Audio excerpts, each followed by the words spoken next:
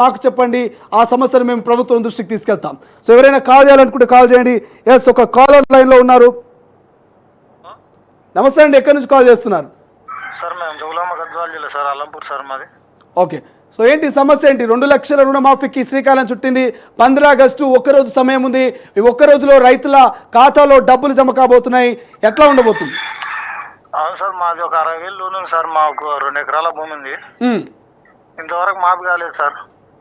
Okay, సమస్య ఏంటి అడిగిర్రా బ్యాంకర్లను? కానీ అడిగినాం సార్, బ్యాంకులో అడిగినాం, మేనేజర్ని అడిగినాము, మన అగ్రికల్చర్ అని అడిగినాం. రేషన్ కార్డు ప్రాబ్లం ఉన్నందుకు మీకు కాలేదు అని చెప్తున్నారు సార్. అంటే ఏంది రేషన్ కార్డు ప్రాబ్లం ఏంది సార్? మా పేరు ఒక 2 సంవత్సరాలు అయింది సార్.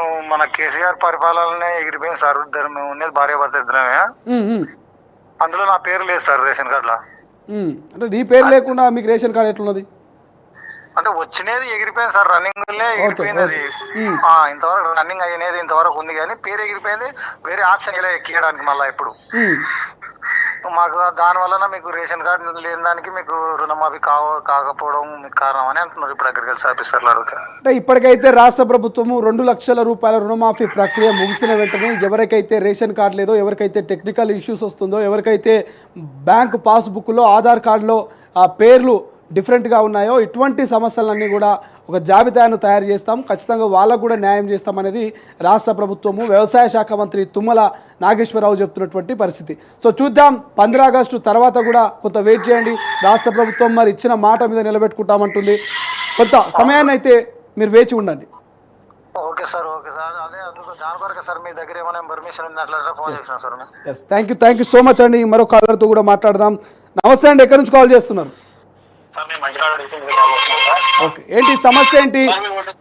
సమస్య ఏం లేదు సార్. ఇప్పుడు మా ఫాదర్ వచ్చేసి 1,60,000 లోన్ ఉంది సార్. నాకైతే 60,000 సార్. మొత్తం లోన్ వచ్చేసి 2,20,000 అవుతుంది సార్. సార్ ఇప్పుడు ఎప్పుడు చేస్తారు సార్? క్లారిటీ ఇస్తలేరు కదా సార్. అదే మూడవ జాబితా రేపు సాయంత్రం లోపల ఆ యొక్క పేర్లను విడుదల చేసే అవకాశం ఉన్నది. ఖచ్చితంగా 15 ఆగస్టు అంటే 15వ తారీఖున మీ యొక్క ఖాతాలో డబ్బులు జమ అవుతుంది.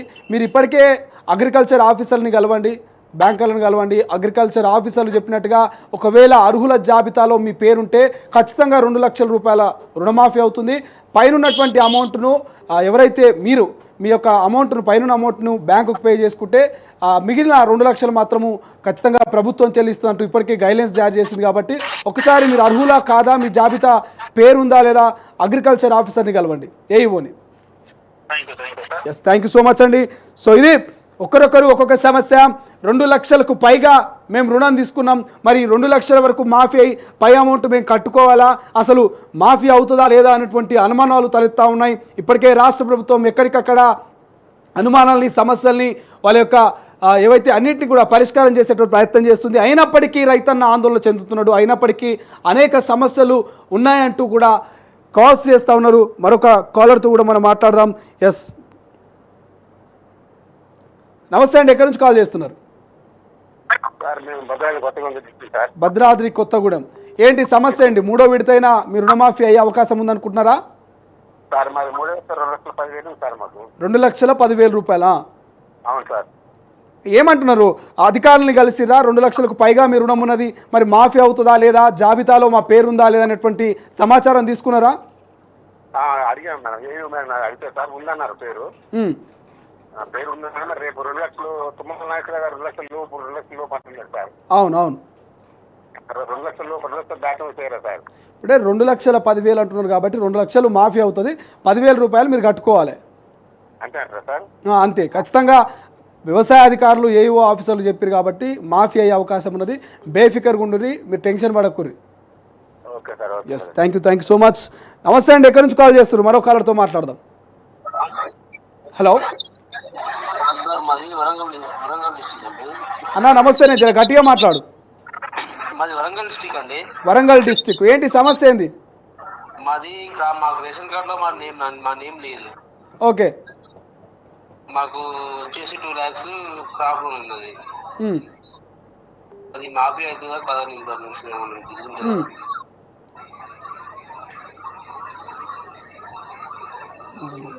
ఓకే, అదేనండి. ఇప్పుడు రేషన్ కార్డు లేదు. రేషన్ కార్డు లేదండి. ఎంత తీసుకున్నారు మీరు రుణమాఫీ? ఎంత రుణం తెచ్చుకున్నారు మీరు? 2 lakhs అండి. 2 లక్షలు. అవునండి. ఏమంటున్నారు అగ్రికల్చర్ ఆఫీసర్లో బ్యాంకులను ఎవరినైనా కలిసిరా? అగ్రికల్చర్ ఆప్షన్ కలిస్తే మా డాడీ పేరు మీద ఆల్రెడీ లోన్ ఉంది. ఓకే, ఎంత ఉన్నది మీ డాడీ పేరు మీద? మా డాడీ పేరు మీద 1,30,000 ఉందండి. ఓకే, 1,30,000 అంటే మాఫీ కావాలి కదా, మరి రెండో పెడతారా?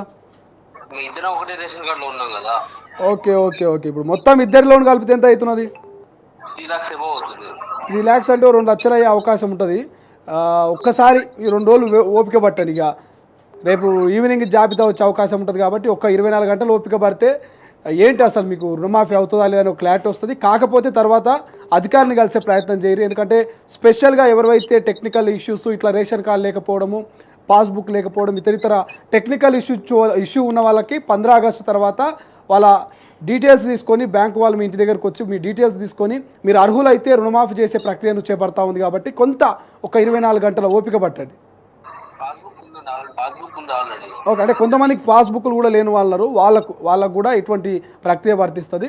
మీరు కొంత ఓపికగా ఉండండి ఒక 24 గంటలు.